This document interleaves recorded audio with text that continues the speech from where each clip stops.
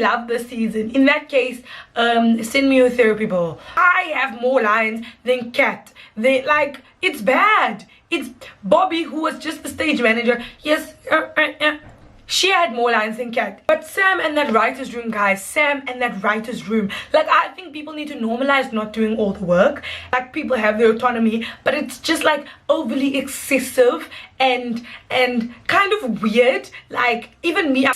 Did Sam watch Jules' special? Because what happened to structure? What happened to writing? Like, please, I feel like the show went, but will I be seated for season 3? Exactly, I will be. In 2024, I'll be a different person, so I will be seated. And it goes a little something like,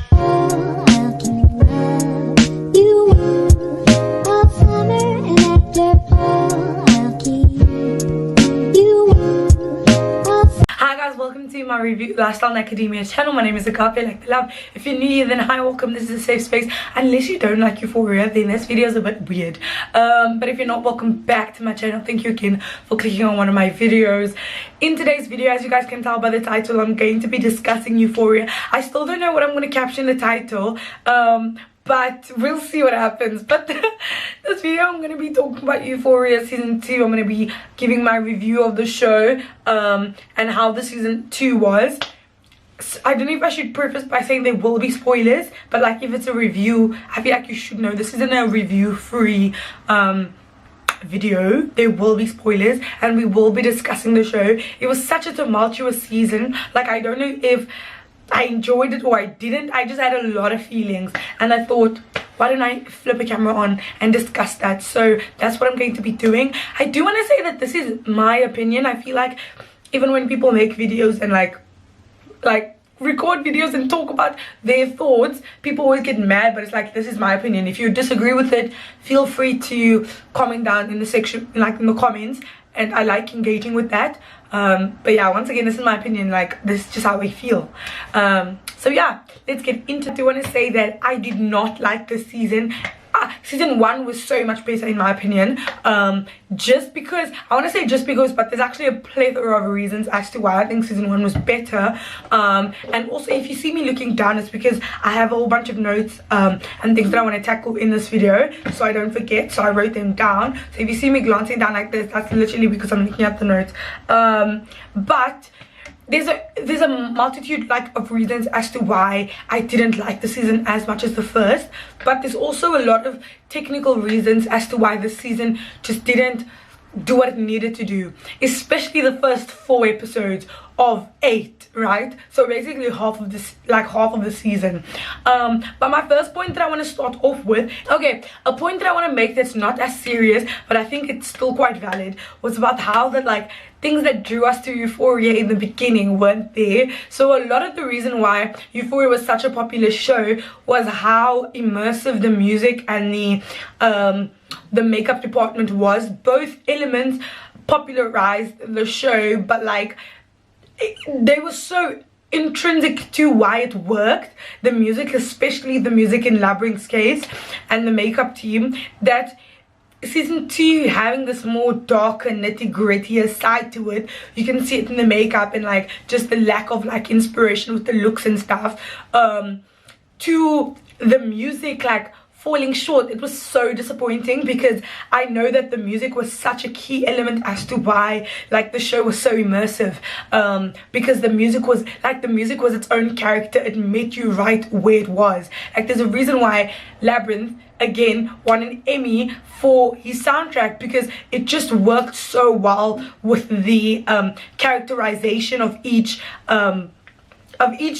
character, right? So that was something that I was disappointed by, because the writing just went to this edgy side of things, and we didn't have things to just fill it up, and it was just so I didn't like it. But I thought that it's not like a nitty-gritty point, but it's still something that I wanted, and that was so lacking. I don't know if Sam Levinson put Labyrinth in I don't want to say in a closet because that's too corny, but in the basement, and he was like, don't make music for this, you can't, because it was just season 1 we had these songs. Stranger.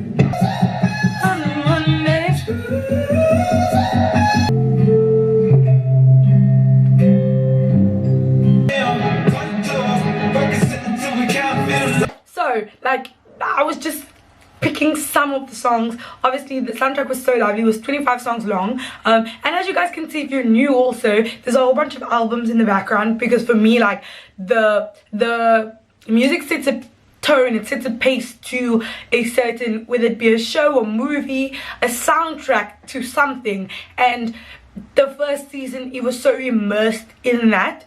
So you think it's coming in the season 2, you think we're getting that same energy. There's a reason why Labyrinth won an Emmy for this. Like, like, the show, the music was a different character to the show. That's the best way that I can describe it to you. And so when it's not there in season 2 and it's lacking, you're like, wait a second, where are you?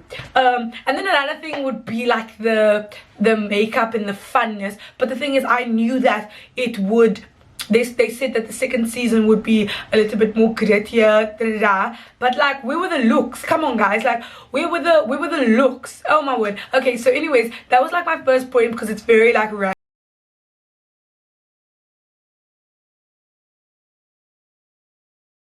Okay, my first big critique that I have with season 2, and I think primarily the first 4 episodes, before we had our Rue episode in episode 5 that sort of like centered everything, sort of made everything a little bit more make sense, right, was the lack of structure within the episodes. Especially the first 3 were just, I was very confused. Like, you start the episode, you end the episode, you're even more confused than when you began. Like, there was just flashes of things happening without anything really happening. And I think that Euphoria suffered greatly because of this. Was how season 1 was structured versus how season 2 was structured, right? So with season 1, we got the character-based, character-centered episodes. So each like episode, we'd focus on a different person, right? So we'd have a Rue episode, a Maddy episode, a Cassie episode, Nate, what we even had McKay, which we don't even see him anymore, but we even had a McKay episode. Like, weird. Okay. And who else did we have? Who else episode did we have of? I want to say, child, there was more people. Oh, Jules, why am I forgetting Jules, right? So we had with and even Kat, right? So each episode was centered on a certain character, right? And it allowed for us to build a sort of structure of how the episode was going to go, right? Because it would move past like flashbacks to now that's happening, and it would be focused on that person, and we could see how they paint, like we could see where they fit in the grand scheme of like the whole show, right? So it would make sense, and the episode would move along almost chronologically. Yes, there would be flash forwards and flashbacks, but because we would like, because the common thread was that one character, it was easier for us to connect dots and easier for us to follow through with the episode. It wasn't very like wishy-washy. We're from this person to that person to that narrative to this storyline to this to this to this to this. If you watch the first 2 episodes back of season 2, you're gonna see it. You're gonna be like, where's the structure? Like, where? So I feel like the character-centered episodes were so like, oh my word, I feel like we didn't take advantage of the fact that we had them when we did, because I just assumed that they would continue on from season 2. So because with season 2 episode 1 started off and it looked like it was going to be like a Fez character, like Fez themed. It started off Fez themed for like the first like 10 minutes, and then it went off to being about the party. But it was just very, the way it was done, maybe they thought it was going to turn one way to another, but how it came off on screen was just really confusing. And it felt this way up until like the 3rd, 4th episode. I remember I tweeted something when I watched the show. Let me find the tweet and I'll read it out to you.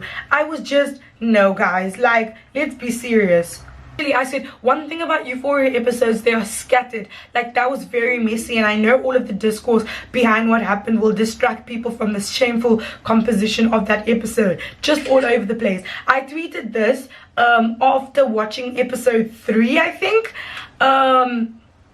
and yeah, so it just felt so chaotic. And I think by then I was like, no, let's pause, let's actually just pause. And I there were so many like people shared so many similar sentiments. Once I tweeted that people were like, this episode a mess, what kind of storytelling is this? Nate to Maddy to Cassie to Kat, like it was just all over the place. If you're gonna tell a story, either tell it in chronological order, but if you're gonna jump scenes, at least give us a bridge in which we can like follow through. Like it don't make sense to me. It really doesn't. So that was something that like I just thought, like, what happened to structure? What happened to writing? Like, please, oh my god.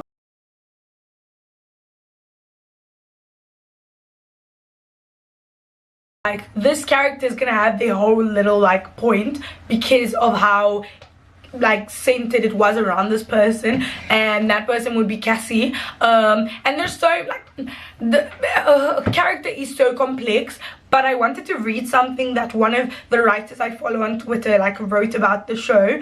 Her name is Hania Angus, and she wrote this: if you state that there's a lack of nuance involved in the depiction of Cassie's in brackets Sydney Sawini's choice to engage in an affair with her best friend's ex-boyfriend, you are told that you're in defense of choosing a white woman over a woman of color, Alexa Demi. Even though Levinson has never overtly commented on the racial dynamics of this character in the show.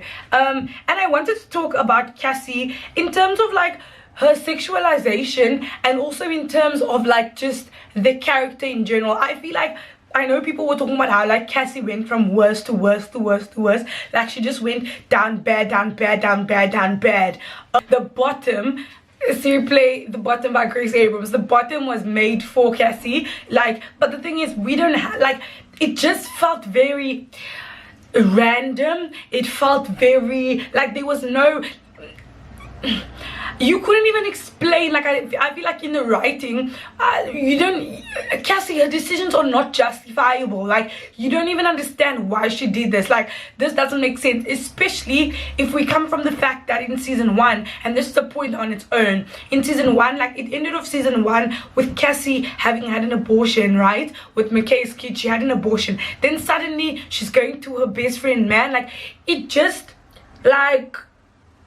doesn't make sense. And I don't think they even like delve deep, like as deep as they could, as to why she would do such a thing. Like, oh yes, Cassie just wants to be loved, but she could have been loved by anybody. Like, I don't know, it just doesn't, there was like, I don't even know how to explain it without getting upset. Like, I just feel like the character, Cassie's character, because it's one that we delved so deeply into, they could have put Sam, I say they, when it's just Sam who's writing, he could have worked, he could have added more to her character so we understand her. Like, I don't think that she's just this horrible person, but the way it's written, it's like, well, damn, she might be. I say this, like, why would Cassie, logically, why would she date Nate? Because Maddy was being abused.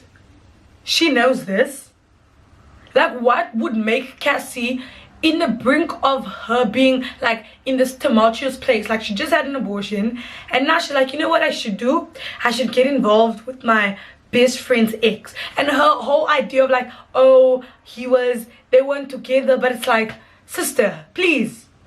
You know what Maddy went through dating him, and then you're still gonna like, there was just, in the characterization, they could have put more to make us like fully understand why she made that decision. Like, it just doesn't make sense to me. It came out of nowhere. She was still dealing with the traumas of the abortion, but it felt like that didn't happen. And that was like a point that I'll mention later. Sorry, I feel like I'm waffling about how, like, this is a mini point, then I'll go back to Cassie.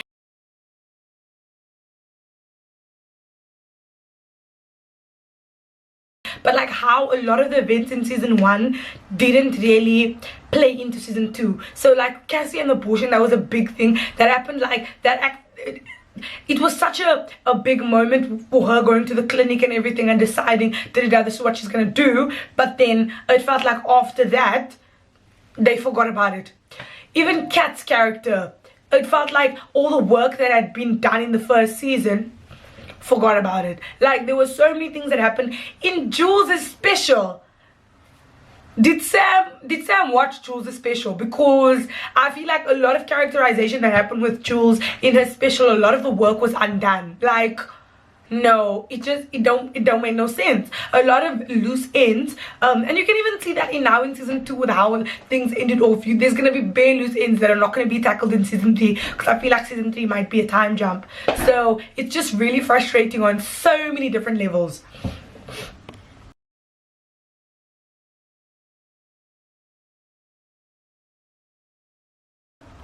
But back to everyone's favorite character, that is sarcasm if you can't hear it, with Cassie and more Sydney. There was something that Sydney had said in an interview. I'm gonna try find the interview because I want to put I want to link everything down below where you'll find the timestamps and things that I referenced in this video. But there was a interview that Sydney had done, and she talked about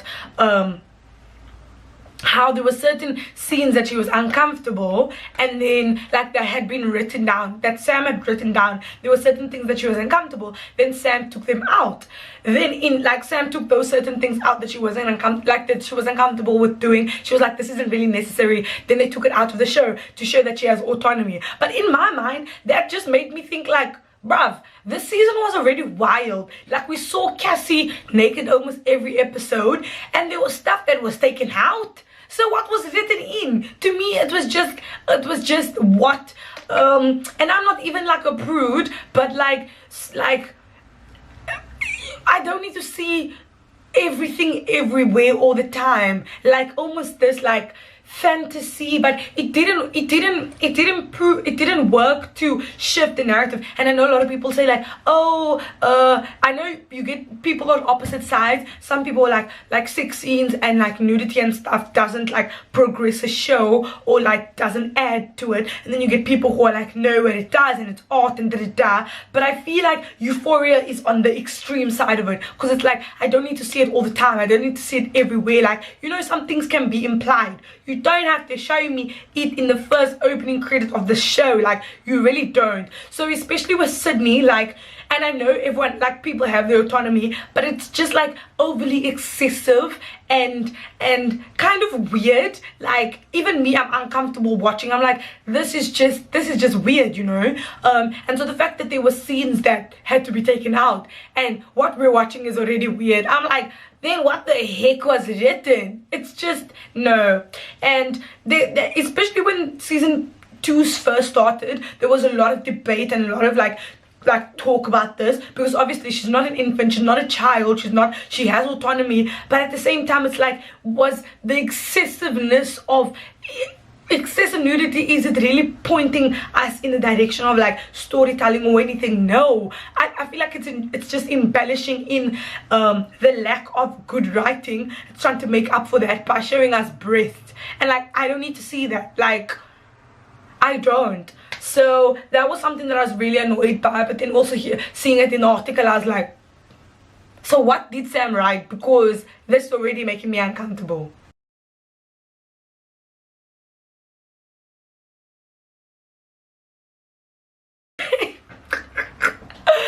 I want to talk about Kat as well. I feel like I'm talking about unusual people, but it's because these are the people, not unusual, because Cassie isn't unusual, but Kat is someone who you did not hear about in the season.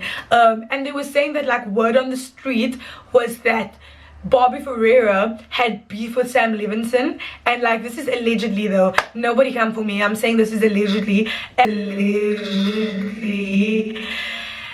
And so they had like arguments about Bobby's, like about Kat's progression, writing progression. That is what like streets were saying. And then I'm saying streets, like sources and stuff were saying that there was a fight on set about the character, Bobby's character, and because of that a lot of Kat scenes were cut.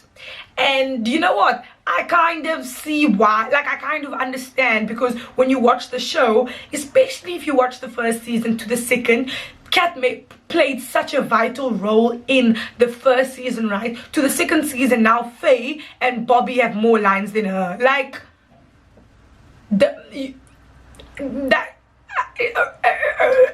I have more lines than Kat. They like, it's bad. It's Bobby, who was just the stage manager. Yes, she had more lines than Cat, I think. So it's just really shocking. Even if you look at episode 7, right, where like you just see Cat shaking like her body, she's moving, she's twerking all over, but she doesn't have any lines, and it's just, again, it's just really weird to me.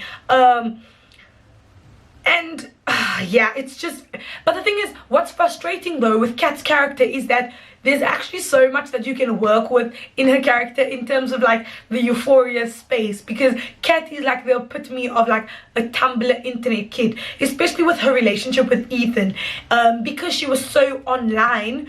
Such like a Gen Z kid, she was so online in like the Tumblr and the Wattpad and all of that and the fan fiction stuff like that. When she actually gets into an actual relationship with someone who treats her nice and lovely and all of this stuff, it's not adventurous, because she's used to like the mafia romance and the Larry's Wattpad and all of that stuff where things are toxic and dangerous, and that's how people show their love. So then when she's actually in a good relationship, and like she spent the whole of season 1 trying to pine over this person, not really actually, because she was more trying to explore herself, whatever, in season 1, but like when she's actually in a healthy, like happy relationship, it's not fulfilling to her. And I think that's an interesting,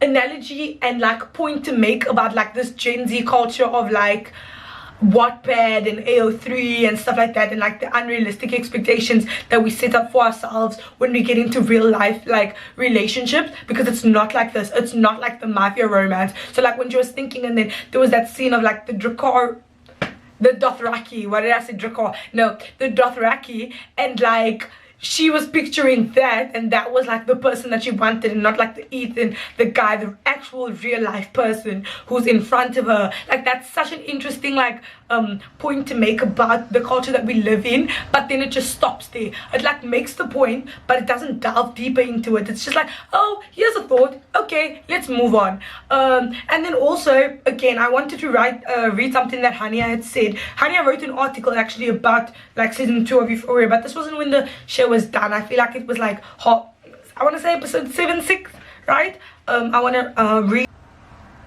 Oh, sorry. If you say that Kat has been sidelined and that perhaps attempting to engage in the body positivity storyline whilst dismissing a fat actress involvement is somewhat harmful, then you're told, well, actually he meant to do this and it'll all make sense next season. And so even with the scene in season 2 about how like Kat's this toxic positivity thing that they also did, like with Kat's character, we get such good glimpses and then they leave it there. So in terms of like all these models and all these beautiful people around her, they were like, you're beautiful, and she's like, well, I don't feel beautiful, That was such a interesting like analogy on like toxic positivity and like and how we should.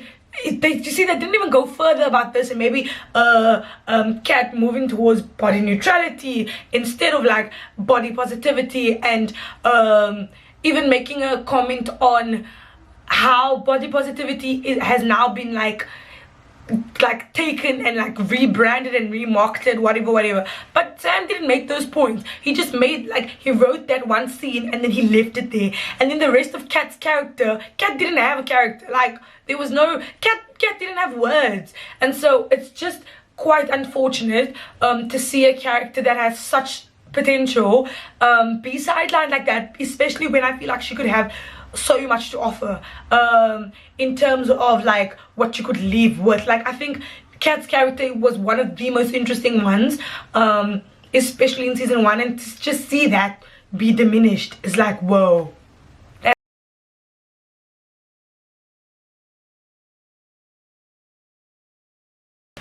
I do want to say this video is not all about Sam lashings. However, I will lash Sam Levinson because sometimes I just know. But anyway, I do want to talk about one thing that I thought Sam does do right. Actually 2 things.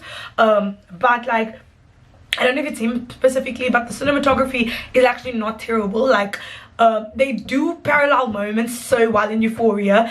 So a lot of them had in this season centered Maddy and Cassie, and I think they did them so brilliantly. So for example, in season 1, right, where they're at the party and then Maddy's knocking on the door, and then it's the doors here, Maddy's knocking on the door, and then Cassie and Nate are in the bathroom, right? And then flash forward to episode 7 where I want to say 7 or 6 or 7, right? It's 7 where Maddy's knocking on the door and she's crying and she's open up like, was he worth it, blah blah blah, and then opposite side is Cassie in her room and she's crying, in the bathroom I mean, and she's crying, and it's just like the parallel moment of like the desperation. That was really good. And also in episode 1 of season 2 when Nate is on a stretcher, this is it's I want to say end of episode 1, but no, it's at the beginning of episode 2 of season 2.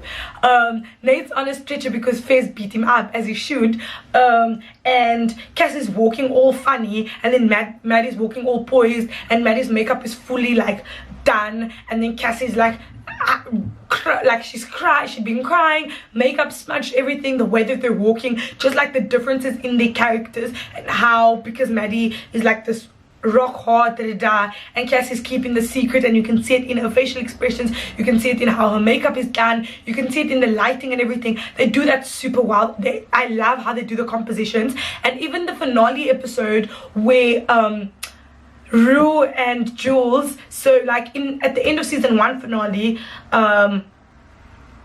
Jules is left, no, Rue is, I can't speak. At the end of season 1, Rue doesn't get on the train with Jules, and then you just see her like she has makeup and she's crying, and like she has glitter all over her face, and the train is going past. Whereas in season 2, when Rue is the one that just rules, where Rue is the one that decides to walk away, and then she gives Jules a kiss on the cheek, and then she walks out to the cafeteria, and then like the person being left alone, and like the parallels of that again. So I think they do, like Sam does that really well.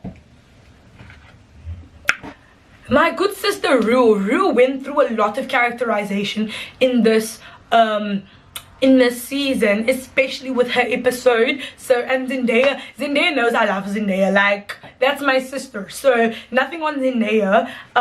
Then like in episode 5, so brilliantly done, the writing is so good. And the thing is, the annoying thing is that Sam Levinson, one thing that he can do right, he can write Rue's character because it's based on personal experience, right? But the thing is, the show is not about Rue alone. Like, I need people to understand that the show is not about Rue solely. The reason why the Jules episode was so good was because Hunter Schafer was a co-writer. That is, like, the show is not only based on Rue, because if it was, then Sam Levinson can be director, writer, creative director, all of them titles. He can do all of that because that's in his expertise. Whereas if it's about Maddy and Nate and Cat and that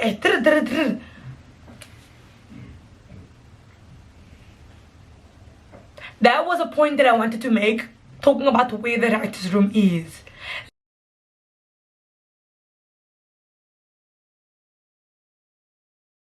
Like, there needs to be a writer's room. Like, I'm sorry, like, I don't know how HBO let this man have this much freedom. Like, no one should have that much freedom. Sam Levinson, I'm here to give Sam Levinson lashings, because genuinely, like, I don't see how you can have a show and you be the only writer on the show. Especially if you're trying to depict teenagers. What? No, it doesn't make sense. Like, you're a grown ass man and you're the one who thinks you can depict all teenagers, and that's where things start to get really tacky. Like, I talked about Cassie's character, and I talked about the hypersexualization of Cassie, and just there's no nuance behind it. Like, there's no nuance as to why she'd be like this. It's just she's like this, and we're gonna see her in all these positions, in all this. It's getting very weird. Like, it was very weird at the beginning, but now it's gotten to the point where it's hella weird. But as I was saying, Sam, he can do Rue's character, and Rue went through a whole bunch this season. She went from bottom to bottom. Like, and the way her drug addiction was like tackled, and the desperation, and the we saw it a little bit in season 1, right, where she was at the door and asking Fizz, like, open up, Fizz, give me the drugs, and she started lashing out on him, and that is what got Zendaya her Emmy, right? But like we saw a glimpse of it in season 1, whereas in season 2 we see it take a whole new level where Rue starts lying to people, and she starts going behind their backs, and she starts cutting off everybody in her life, right? And that's the scary thing about addiction, is that like you because you need something so bad, you start becoming selfish, and then when things go bad, who are you gonna turn to? So like how she cut Ali off, and she was horrible to Gia, horrible to her mom, lying to Jules, and all of these things were happening, and Jules was, and Rue was just getting worse and worse, and getting worse and worse and worse, and needing more and more drugs. But I love the fact that they ended it on a more positive note about how she stayed clean throughout the year, because Jules was at Rue was at such like a low, and I'm thankful that you got to that point. Like, I'm thankful that you got to that point. However, she still owes Lori that 10k. So what's gonna happen there? Oh no. Like, what's gonna happen there? Yeah, no, but Sam and that writer's room, guys. Sam and that writer's room. Like, I think people need to normalize not doing all the work, and normalize knowing your strengths and weaknesses. And for Rue, the characterization of Rue, that's Sam Levinson's strengths. But the weaknesses, I can list them, Sam. I can list, like, do you have time? I have time. I can list the weaknesses. And it's just like, please, if they're gonna do season 3, I need it to be a writer's room. I need writers to be on that show to actually, like, for it to be authentic, for it to have nuance, for me to be, like, for these characters to be believable. Like, it doesn't need to be realistic, but I need the characters to be justified in the actions that they make, and because of the way that Sam's writing it, they just aren't. And so no, I really need the people to spread out the work, Sam, because I can't take it any longer. I really can't. I really can't. There was even something that, and I'm being so petty bringing this up, but there was even something that Alexa Demi said in one of the interviews that they did. You know, the Euphoria girls did a big interview together, but then she was talking about how this is another Sam lashing, I remembered now. She was talking about how that scene between Nate and Maddy with a gun, right, to get the tape, right, to give to Jules, how Maddy, like, Alexa and Sam had spoken about this, and initially Alexa and Sam had spoken about this, and initially Maddy was supposed to give the tape to Jules herself, and how beautiful of a moment that would have been. Instead, now Maddy's traumatized because they had to get a gun to her, right? And then even within that interview, I'm gonna find the interview and link it below so you guys can believe me, but in the interview, Alexa's talking about how, like, the scene was very, like, they had to, like, go through it and brush through it and just get on with it, but it's like, and they didn't have much time, and they did a lot of improv and stuff like that. But I'm like, that's a prop gun. We know in the recent, like, months what has happened, especially to cinematographers, with prop guns. What do you mean this was just a scene that you guys had to improv? Like, Sam is not serious. Like, I was like, that's just not good for safety reasons. Like, y'all can see I don't like Sam, but even in terms of safety, that's just not good. And so I just thought that was like, wow, like, we could have had such a beautiful moment if Sam had just let go of that writer's pen and given other people a chance. So it's very upsetting to me. I don't have to end this point because I'm just upset.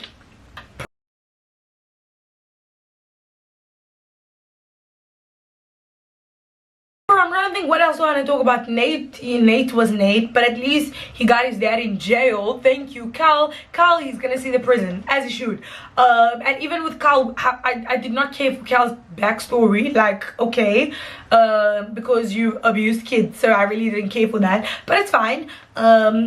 At least he's in prison, thank you. What else happened? We obviously had Fixie, which was a big part of the show, and I thought that was really cute, to be fair. Lexi like reminds me of like Taylor Swift would be like her fave. Like, it just gives off that vibe. I think they did a really good job with the play, and incorporating like real life moments and stuff and flashbacks and that was a really good thing that I liked about the show. So I think like Rue's episode and then the play, those two, so episode 5 and 7 were the best in my opinion, but then everything else was just like okay. And RIP Ashtray, like he didn't make it to 7th grade, like RIP Ashtray. What else about the show was, no, I feel like that I just wanted to complain about those things, and for those reasons I feel like the show went but will I be seated for season 3? Exactly, I will be. In 2024 I'll be a different person, so I will be seated and watching and ready to partake in more discourse. The problem is Euphoria stands are just, Euphoria Hive, they'll fight you in the comments, so you can't even make points because then they will get angry with you. So it's a very interesting time watching and live tweeting about the show.